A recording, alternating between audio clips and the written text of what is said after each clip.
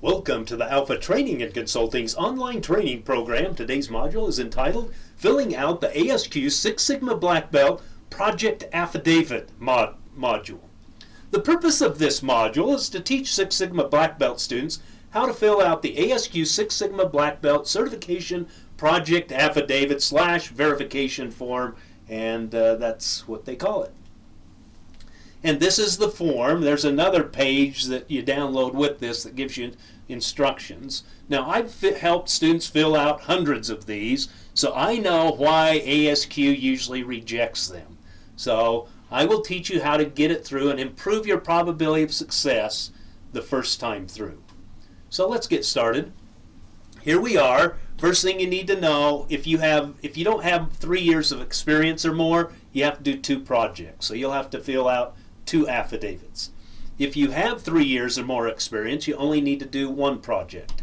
And so I went ahead and selected that one. Then of course you put in your name and your membership number. And by the way, I got this from a student. I thought he did a wonderful job, and I'm using as an example with his permission.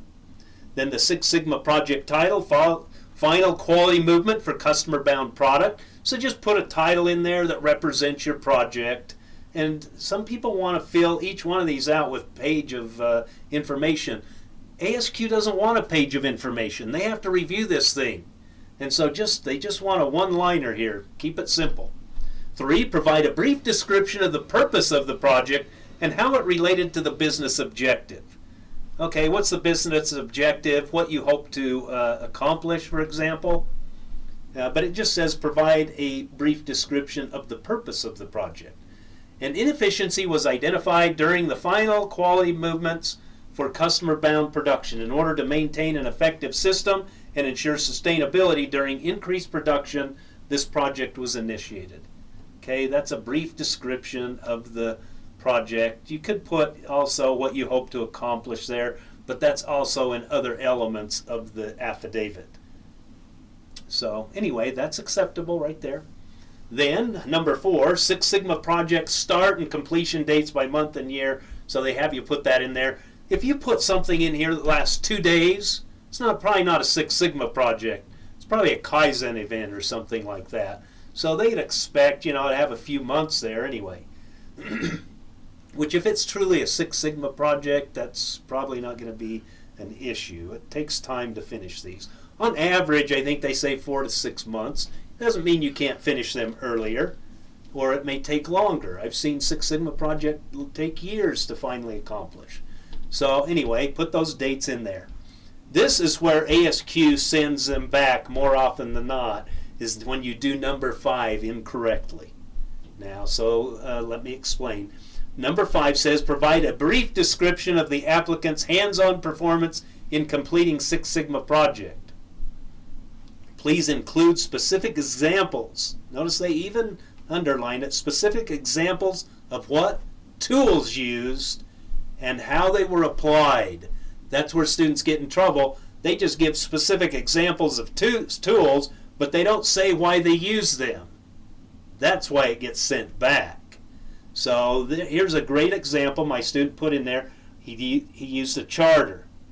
What was the charter used for? It was used to establish identify business purpose and project objectives. Okay, so I used the charter. That's why I used it. Most of them will just put I used a charter. That's when they send it back. You have to say I used this tool. This is what I used it for. Process map. What did you use it for? Used to map the before and after process. Okay, very good. Mann-Whitney test. Used as statistical evidence. So they used the Mann-Whitney test. Why did they use it? They used as statistical evidence that the sample populations were different from the beginning to the end, that you actually made a statistically significant improvement to this process. Normality plot was also used. Why did they use it? Used to determine if population was parametric or non-parametric. Provide information on which statistical test to use. There you go. They also used the Kruskal-Wallis test. Why? Uses a non-parametric statistical evidence that the difference between the samples was significant. Okay, so again, see the pattern here. I use this tool. This is what I used it for. This was the purpose. Procedures. Use work instructions to provide control on the improvements. Return on investment calculations. Used to calculate the hard savings accomplished by this project. Provide a tangible business benefit for top management. So there are all the tools, or at least a handful of tools. Some people may want to put 10 pages. No, ASQ doesn't want to review 10 pages. That's why they only give you a small space. Remember, the tool you used, that's not good enough. You have to put that in there, but it's not good enough, just that. You have to use the tool and why it is used. And it just has to be a small little sentence like this. You can't go into great detail. They don't give you that much space. That's by design. They don't want that much time. Don't waste your time and ASQ's time by getting into too deep into the woods here. This is where, number 5, this is where most affidavits gets rejected. So please be careful with Section 5. Section 6, provide a brief statement on the benefits achieved by the successful completion of the project, including but not limited to financial savings, labor, material costs, cycle time reduction, etc., blah, blah, blah. Measured before and after benefits must include, for example, cycle time reduction of 15%. Notice they didn't just say improved cycle time. They like to see numbers in this section. It's a Six Sigma project. You should have numbers. Okay, you do math. Labor and material costs were not increased by this project. Okay, that's a good thing. Existing staff was repurposed to negate an increase in labor. A 40% cycle time reduction was achieved along with a $100,000 savings in facility square footage. Okay, there you go. It doesn't have to be any more complex than that. Again, a lot of people want to write a 10-page report on this. ASQ doesn't want your 10-page report. Keep it simple. Keep it honest, though. You don't always be honest when you do this. If not, what good is your certification? So do a good project. And by the way, on this 5, I always tell my students I'd like to see at least 5 tools used in a Six Sigma project. So, you should have 4 or more tools. If you have just 2, it's like, is this really a Six Sigma project? So I wanted to bring that up as well. All right, 7 is just where the project champion, this could be your boss, could be the teacher that's teaching you the Six Sigma class, if that's applicable. I usually sign off on my students, so I'll sign and date here. Champion's name, John Lee, job title, Master Black Belt, company name, Alpha Training and Consulting. I put my address, my email address, and my phone number there. And yes, they do call up once in a while and ask me questions concerning projects. And so there you go. It's not that difficult to do, but make sure you do it correctly so you don't waste your time or the time of ASQ.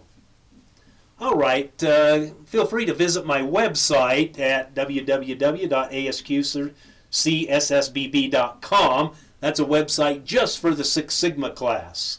Again, that's ASQ, Certified Six Sigma Black Belt.com to learn more about our online class.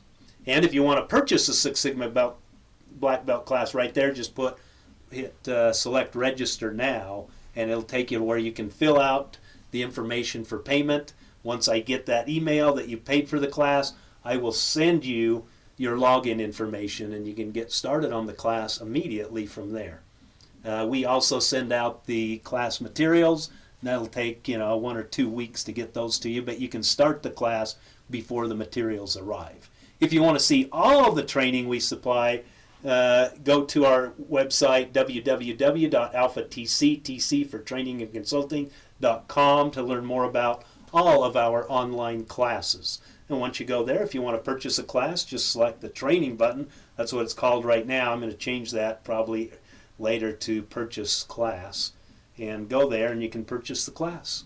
All right, congratulations, you have completed this module. I hope you have learned something new that will help you in your certification preparations. If you have any questions, please contact me. I look forward to working with you, hopefully sooner than later. Have a great day, and goodbye.